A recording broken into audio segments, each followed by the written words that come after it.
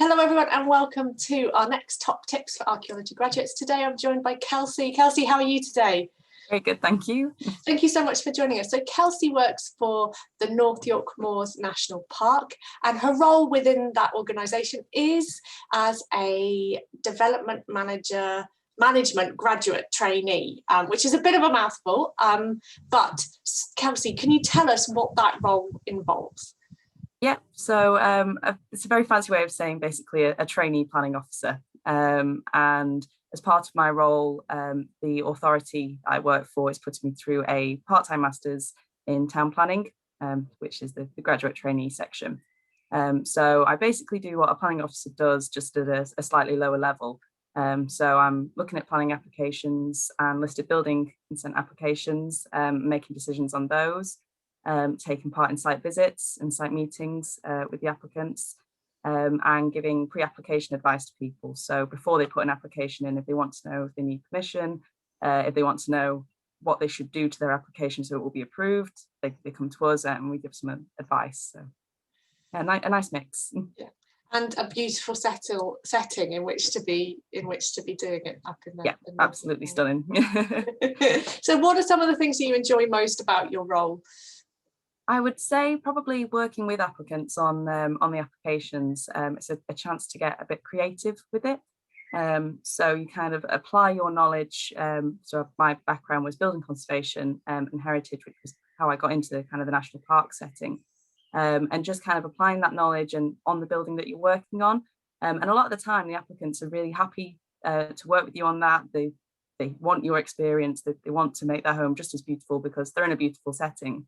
So working on that, it's always really satisfying, especially by the time you get to the end of the process and you can really see the works are carried out in a great way, really traditional, really reflects the property. That's really satisfying. I guess the other side of that then is, what do you find more challenging about your role? Yeah, and that is probably quite closely linked to what's most satisfying. So as much as it's absolutely fantastic when people are happy to work with you, that's not always the case. And some people are very set in what they want, and that's not always in accordance with our policies of how we want the national park to look. And with listed buildings in particular, it's quite a bit stricter on what you can and can't do. So you just have to get very good at negotiating with people, working with people, and trying to find those resolutions. So trying to find that compromise and that balance between making a home for someone, because it is their home and that's why it gets so personal for them. But also your role is to protect this kind of nationally important heritage and to find a resolution and a way through that.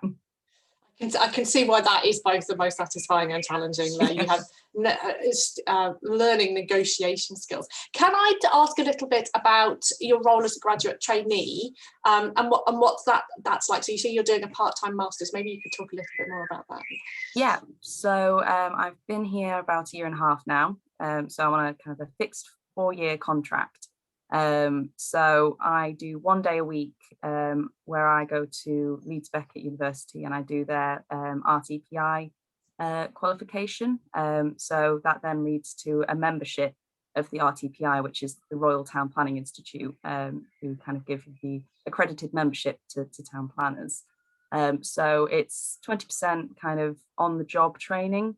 And then the rest of the time, I mean, it really is all on the job training, but 20% needs to be dedicated to meeting the RTPI's kind of key objectives.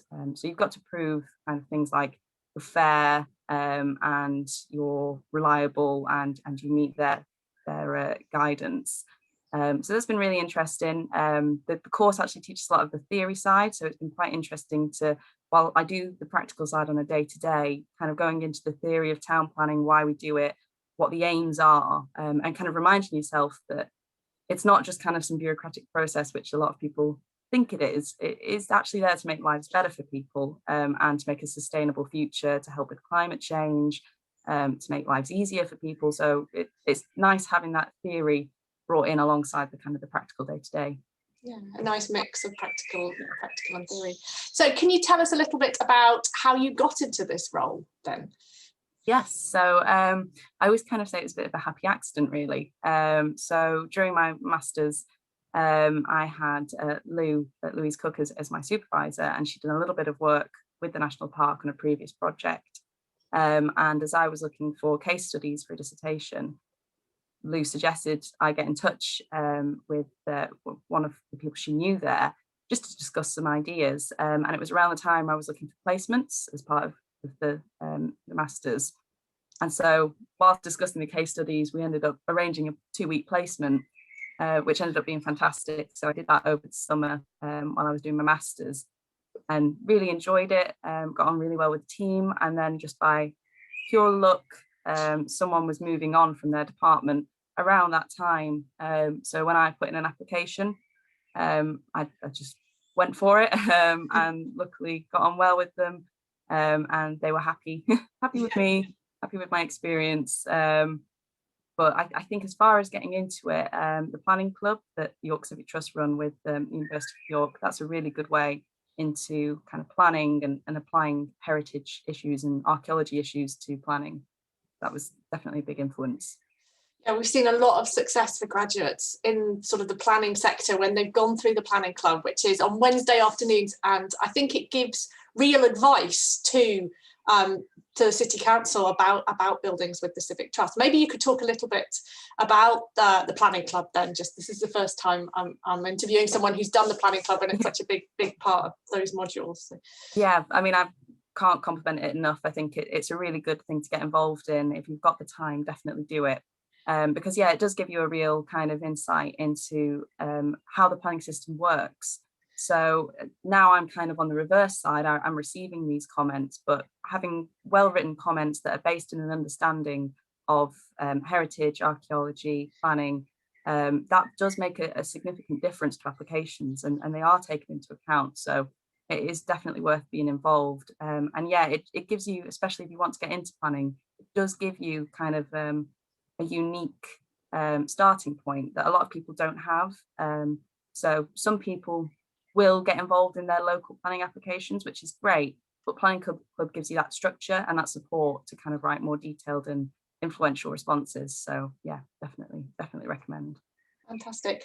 Perhaps you could talk a little bit about what skills you think you gained from studying archaeology, I guess both particularly in knowledge, such as the Planning Club, but also perhaps some of those softer or transferable skills that you use now in your career. Yeah, I mean, as far as kind of the knowledge from the course, not just Planning Club, but a lot of the modules on the Conservation Studies course have now been so important in my day-to-day job. Particularly, there was a module on kind of retrofitting traditional buildings. I use that every day. We are constantly getting applications about kind of double glazing, insulation, all that, and all that kind of understanding of how old buildings works has been really important in my job. And a lot of the contacts, a lot of the people that came in to talk to us on that course, who gave kind of guest lectures, I've come across since in work. So it just really reiterates to me how kind of on the pulse York is, as far as these are the people that are being brought in are the people that are the experts in their field in this area at the time. So definitely really helpful. And then as far as kind of transferable skills, I'd say report writing is something I hadn't done a lot before. I'd been very much a humanities-based person before that, so a lot of essays, but not a great deal of reports. But that is my day-to-day job now. So definitely helpful with that. And then just kind of speaking to people, being confident speaking to people about buildings it's so important. I mean, the advice is changing all the time in this sector. So you've kind of got to be willing to learn and listen, but also be confident in your own opinion at the same time, because, to say, you've got a lot of negotiating to do, and the course sets you up well for that. That's fantastic, thank you. So what top tips would you give to graduates who wanted to follow in your footsteps? So I'd probably say firstly, definitely Planning Club, and say the modules, especially some of the more practical modules, are really helpful. But I think my best tip would be to keep up to date.